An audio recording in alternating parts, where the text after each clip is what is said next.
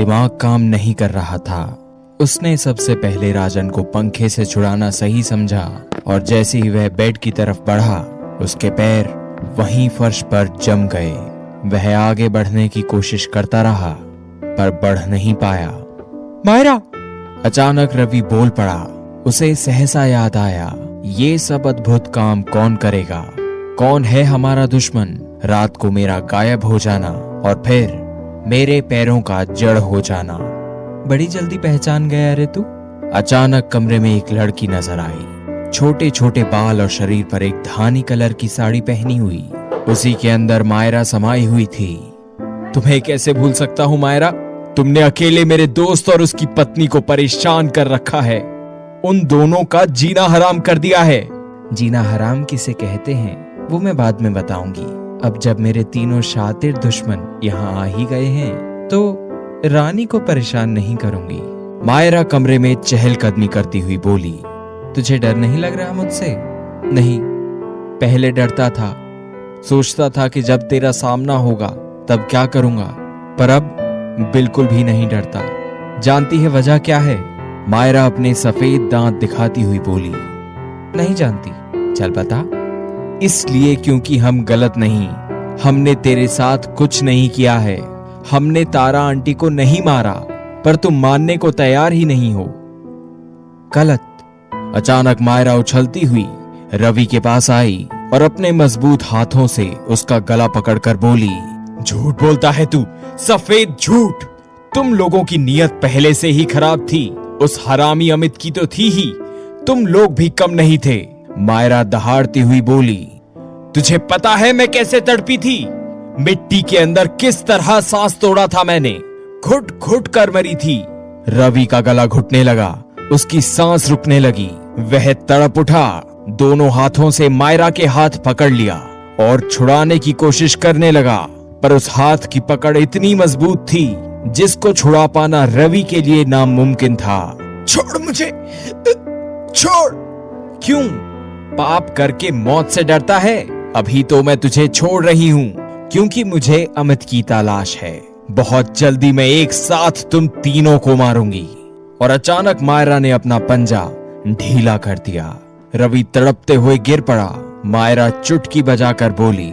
सुन, ध्यान से सुन। तेरे दोस्तों में मुझे इस कमीने पर भरोसा था। मायरा राजन की तरफ इशारा करती हुई बोली। इसकी बातों में दम था, कुछ बात थी, और सच कहूं तो मुझे इस पर प्यार आ गया था। इसके समझाने के बाद भी कि मेरी उम्र नहीं, ये सब एक उम्र में ही अच्छा लगता है, फिर भी मैं पूरी तरह समझ गई थी। और तब से लेकर रात तक मैं इसके बारे में सोचती रही। पर उसके बाद तुम लोगों ने मेरी माँ पर अपनी नीयत बिगाड़ी और तार तार कर दिया। तुम लोग सड़ सड़ कर मरोगे। मैं तुम लोगों को नर्क से भी बदतर मौत दूंगी। मायरा ने उस लड़की का शरीर छोड़ा और वहां से चली गई। मैं कहाँ हूँ? तुम कौन हो? लड़की जब अपने असली भेष में आई तो रवि और लटकते हुए राजन को देख चौंक पड़ी। रवि फर्श से उठा और बोला। तुम्हारे अंदर एक आत्मा समाई थी, उसने ही ये सब हाल किया है। वो देखो, मेरे दोस्त को लटका दिया है, मुझे टॉर्चर किया है। झूठ बोल रहे हो, तुम दोनों ने मेरा अपहरण किया होगा। हाँ, यही बात होगी। मैं जो बोल रहा हूं वही सच है। पहले मेरे दोस्त को उतारने में मदद करो। नहीं, तुम शायद मुझे नहीं जानते। मैं पुलिस हूं और मेरे साथ ऐसी हरकत करने के जुर्म में मैं तुम दोनों को गिरफ्तार करती हूं। लड़की सच में पुलिस वाली थी। उसने तुरंत पुलिस स्टेशन में फोन किया और कुछ ही देर में वहां पुलिस आ गई। राजन को वहां से उतारा गया। राजन, जो अब भी होश में नहीं आया था।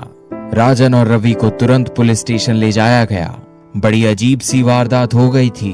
एक मायरा क्या कम थी, उनकी तकलीफ बढ़ाने के लिए जो ये पुलिस वाली से भी पंगा हो गया। मायरा ने इन्हें सताने का अच्छा जाल बिछाया था। जब राजन को होश आया तो वो रवि के साथ थाने में बैठा था। ये सब क्या है रवि? राजन इधर उधर देखने लगा। हम दोनों यहाँ इस जगह? रवि ने राजन को सारी बात बताई। तो क्या मायरा ने ये सब किया है? अब क्या होगा? अपने शरीर पर लगे खरोंचों को देखो। रवि राजन से बोला। ये सब मायरा ने ही किया है, पर पुलिस वाली के शरीर में घुसकर। मैं कब से चिल्ला रहा हूं कि ऐसा कुछ हुआ है, पर ये लोग मानने को तैयार नहीं। अब क्या होगा?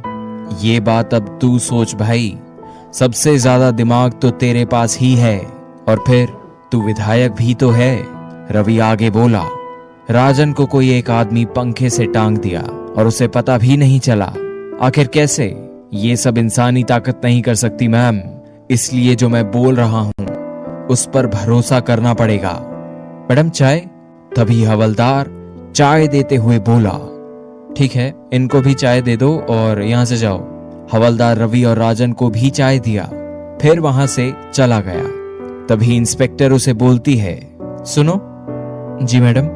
तुम आत्मा भूत प्रेत को मानते हो क्या? मानना तो पड़ेगा ना मैडम जी, उनका अस्तित्व कायम है, बस वो दिखते नहीं। मैडम एक बात बताओ, आपने हवा को देखा है? नहीं। फिर भी आपको हवा महसूस होती है ना? रवि और राजन ने फटाफट पूरी कहानी बता दी। तब इंस्पेक्टर लक्ष्मी बोली, भरोसा करने को दिल तो नहीं कर रहा, पर मुझे ऐसा लग रहा है कि आप दोनों झूठ क्यों बोलेंगे? जहां तक मुझे याद है मैंने आप दोनों को कहीं देखा भी नहीं। मैडम जी, राजन बाबू तो सच में विधायक निकले। अचानक वहां हवलदार आया और चहकते हुए बोला, मैंने पता करवा लिया, बात ही ऐसी है मैडम। राजन बाबू खानदानी आदमी हैं और काफी ज्यादा मतों से विजयी हुए थे। अच्छा, तब तो मानना ही पड़ेगा। लक्ष्मी राजन की तरफ देखती हुई बोली, वाह, आप तो सच में विधायक निकले साहब। जी मैडम, हूं तो, पर मैं उसे जाहिर नहीं होने देता। मैं एक आम इंसान की तरह अपने दोस्त अमित और रानी की मदद करना चाहता हूँ। बहुत खूब, लक्ष्मी बोली, करना भी चाहिए। अब मैं भी आप दोनों के साथ हूँ। मैं देखती हूँ कि एक आत्मा इंसानों पर कितनी हावी होती है। लक्ष्मी कुछ सोचते हुए बोली, मैं उन बदमाशों को ढूंढने की पूरी कोशिश करूंगी। मैं तो इस बात से हैरान हूँ कि वो अचानक मुझसे कहाँ टकराई और मेरे शरीर में कब घुसी। फिर उसने मुझसे क्या क्या करवाया, मुझे तो सच में कुछ भी याद नहीं। मायरा बहुत चालाक है। दरअसल वो हम सबको उलझा कर रखना चाहती है। अमित और रानी शायद अभी उसकी पहुंच से दूर हैं। अभी हम दोनों भी अमित से मिल नहीं पाए, जबकि मायरा अमित के ठिकाने को जानती थी। इसका मतलब ये हुआ कि दोनों कहीं और हैं। फिर आगे क्या प्लान है? मैम, प्लान ये है कि मेरे दोस्त अमित और रानी का पता हम दोनों लगाते हैं, पर आप उन 3 बदमाशों को खोज निकालिए। जब हम दोनों अमित को तलाश लेंगे तब हम भी आपकी मदद करेंगे। ठीक रहेगा। पर यदि मैं अमित और रानी को ढूंढ निकालूं तो?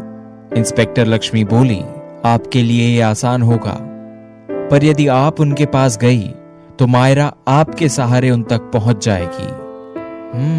मैंने तो ये सोचा ही नहीं था। रवि और राजन को रिहा कर दिया गया। थाने के स्टाफ को सावधान और किसी को कुछ भी बताने को मना कर दिया गया।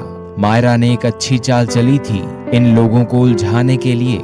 रवि ने अमित के मोबाइल पर फोन किया, पर अमित का नंबर नहीं लग रहा था। रवि और राजन उनके पते पर भी गए, किंतु अमित और रानी अपने पते पर नहीं थे। इसका मतलब ये था कि घर फिर से बदला गया था। रवि बार बार नंबर मिला रहा था। तभी राजन बोला, उसके ऑफिस वाले नंबर पे फोन कर। नंबर वहां भी नहीं लगा। अमित का मिलना बहुत जरूरी है। और हाँ, राजन उत्साहित होकर बोला, हो सकता है अमित का पता रंगनाथ बाबा के आश्रम से मिल जाए। उसके बाद रवि और राजन रंगनाथ बाबा के आश्रम में जाते हैं। मायरा ने पहले ही वहां पर सब कुछ तहस महस कर दिया था। दोनों को वहां पर कुछ नहीं मिलता है। दोनों हैरान परेशान वापस अपने होटल की तरफ आते हैं। फिर अचानक रवि को याद आता है और वो बोलता है, क्यों ना हम उस रिजॉर्ट में चलें जहां पर अमित और रानी पहली बार ठहरे थे। हो सकता है वहां पर कोई सुराग मिल जाए।